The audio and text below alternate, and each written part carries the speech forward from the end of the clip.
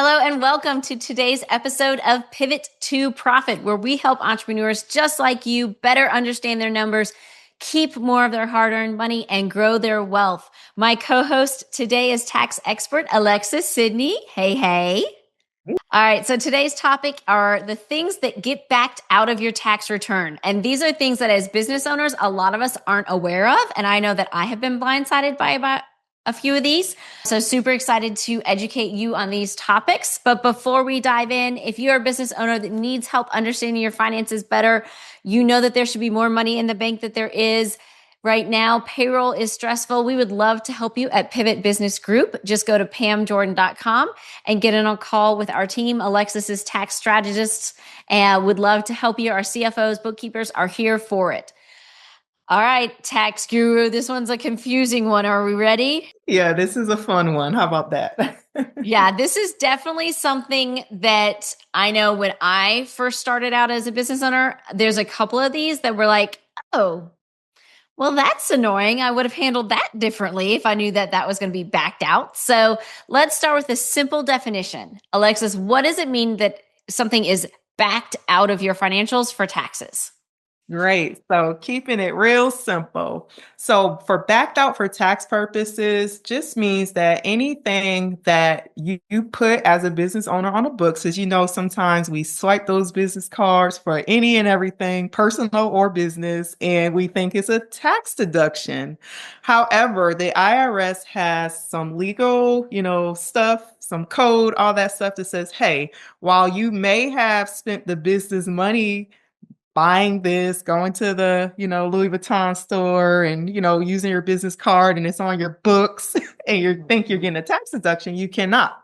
So there's a whole list of things that we have to back out for tax purposes. And so essentially what happens is that low taxable income or low net profit that a business owner may think they have, it essentially increases because we cannot, for tax purposes, use those items that are on the books as deductions. So we back them out and then we arrive at what your true taxable income should be.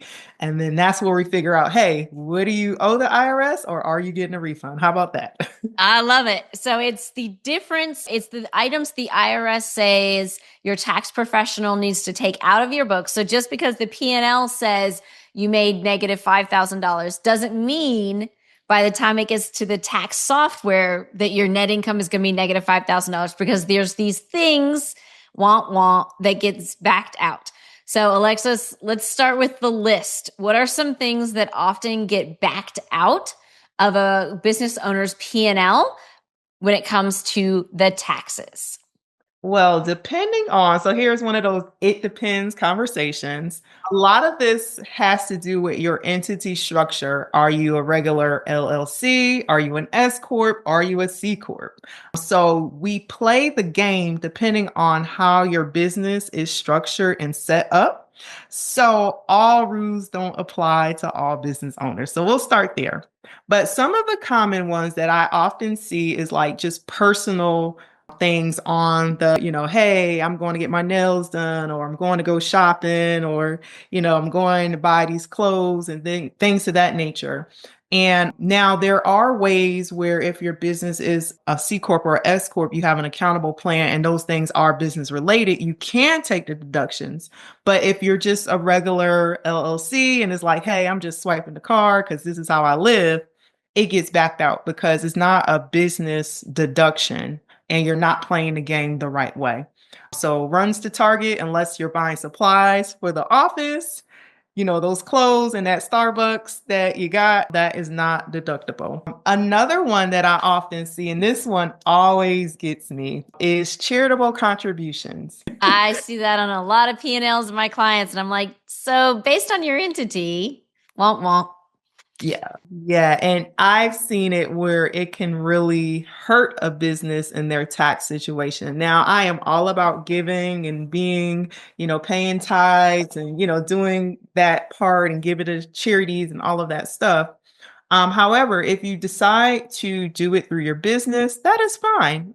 Do it. But I want you to understand, and this is where a lot of clients that we encounter on a new client base They're like, what? They've given $50,000 to charity. And because your entity is not a C Corp where you can deduct it dollar for dollar, you're an S Corp where it's like, hey, it's on the books, the business gave the money, but we have to back that out and it goes back onto your personal tax return and you're not getting the business deduction for it. So essentially, in that situation, the client added back at least $50,000 of what she thought was write-offs back to her bottom line. And it was a pretty, not so nice situation. So that is one of the main ones that I see. Another one that's fun that I see a lot is like, hey, my country club or my IRS penalties or my IRS, tax bill. I'm going to pay for that, you know, and political donations. Like that stuff is not business deductions per se. And another common one is the meals. I know we had a whole topic about that, but it's privy to this conversation as well, is that a lot of us like to swipe. I like to eat good and swipe that business meal, business meal, business meal. But it may not be a business meal. And if it's you by yourself, it's not a business meal.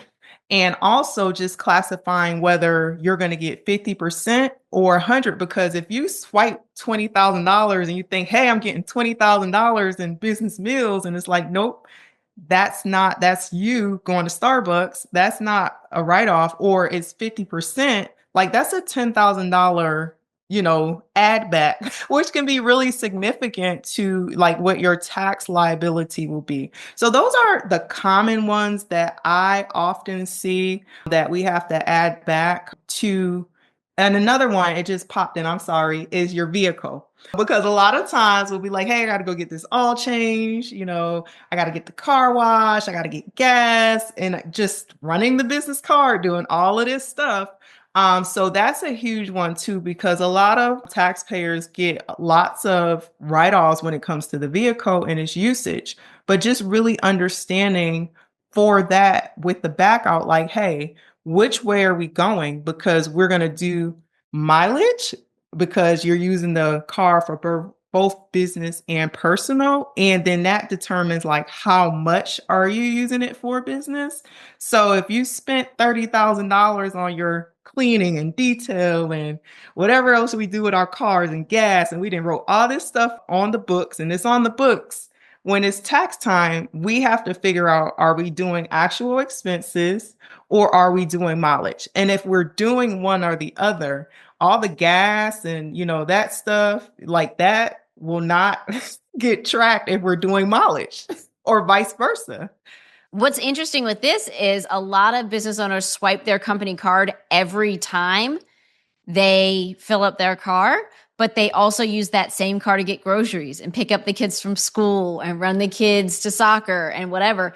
And your professional tax strategist at the end of the year is going to say, okay, what percentage of that car usage was for personal, what was for business? And they're going to take a portion of that gas and it's going to be backed out. So if you say, oh, well, I use my vehicle for 50% business and 50% personal, and you got $10,000 worth of gas fees on your chart of accounts, $5,000 is coming off and being backed out. Definitely. So why does this matter, Alexis? Why should this be on the horizon for small business owners?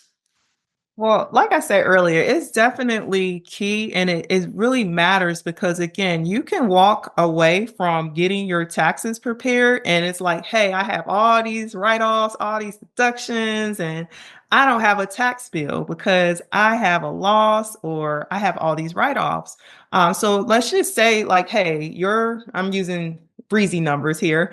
You had $100,000, tax bill or net profit bottom line number. And it's like, hey, this is what I'm paying taxes on. And we can have a whole tax plan on that, or just say, hey, this is what you're going to owe or not owe when we, go to file your taxes.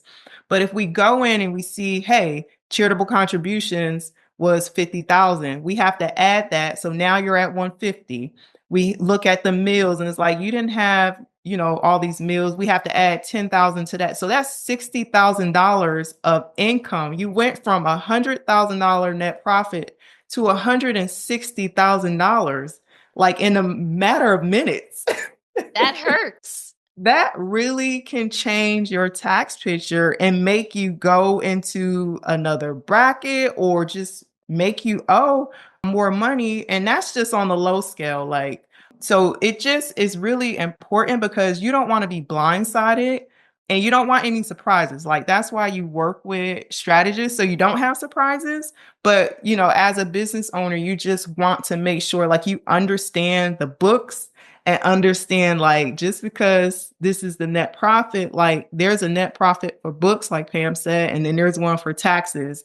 And we are concerned with both because they both matter. Yes. But the tax one really matters because that determines what you're going to pay taxes on your business and flow into your personal situation as well.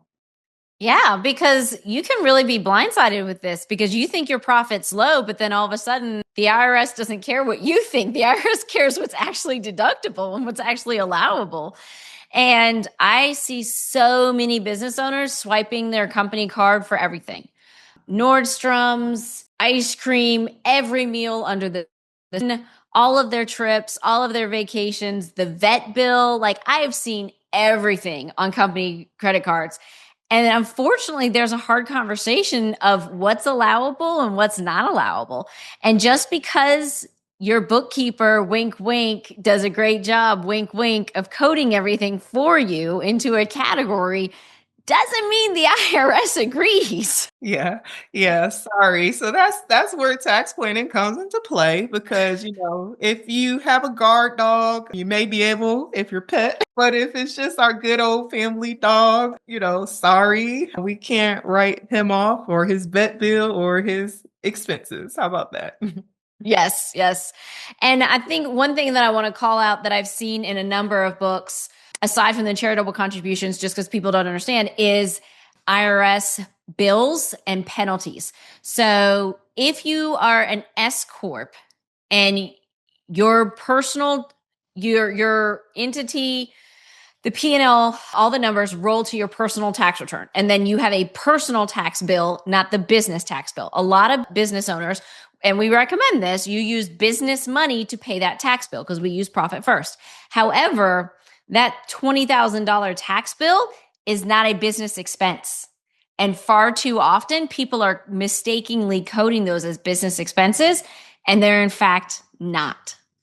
Oh yeah, that's definitely a good one. Even with and then it really again depends on your business entity structure. So definitely for the S corps and you're paying your estimated taxes, that flows to the personal. So it's not an expense. However, if you are paying like again your payroll, taxes, those things are related to the business. So we just need to be understanding of with taxes, what goes to the P&L and what doesn't go to the P&L and what is not a write-off. So that's a huge one too, because a lot of clients are paying significant estimated taxes or tax bills and things of that nature, and they're not expenses all the time. No, no, they're not. And depending on your entity, so I think step one is to understand what entity type you have and what is allowable and what's not allowable, and then make sure that you're working with your tax strategist and your bookkeeper to code things correctly.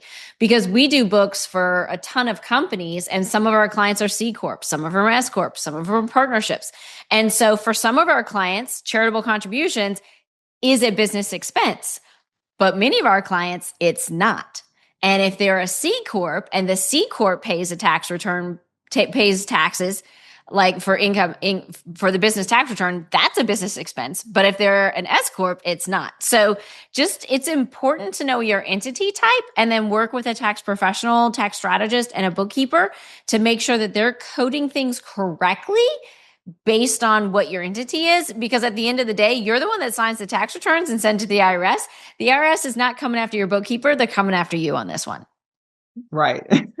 That's so true. Sadly. All right, Alexis, any last tips, any last things that we should keep on our horizon here when it comes to items that get backed out of the P&L for tax purposes? Well, definitely. Yeah. I will encourage you to just become familiar with the foundational ones, the key ones. So definitely charitable contributions, meals, like legal fees, country club, and just, personal spending. So if I can leave you with those, just know that, hey, if I'm involved in these type of transactions in my books that may need to have a conversation with my bookkeeper just to understand like where am I going for tax purposes versus bookkeeping purposes. So just get an understanding of that. Definitely keep good bookkeeping records so that way if you want to get so complex and create, backed out for tax category and put those things into categories on the books so they're blatantly clear in front of you. Like you can do that as well. But it's just your call. But definitely just understanding like what transactions you're doing and knowing like, hey, these ones are going to be backed out. So that way, like, hey, this is kind of where my true net profit is going to be. And just definitely if your business is heavily with transactions and, common ones, and you're just kind of swiping the card and you're like, hey, you definitely want to work with a strategist so that way you can have a plan of action and know like which direction you're going to. So it's not a surprise when you go file taxes. Yeah, absolutely.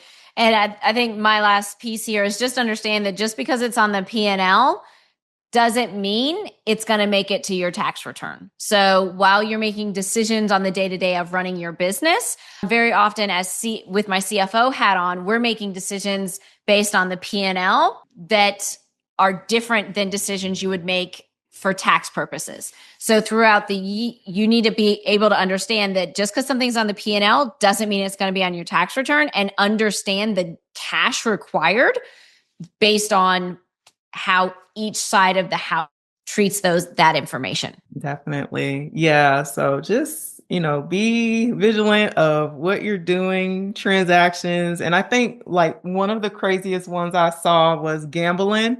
So we can't do it. So just, know like what is a tax deduction in the IRS standpoint, and you'll be good to go.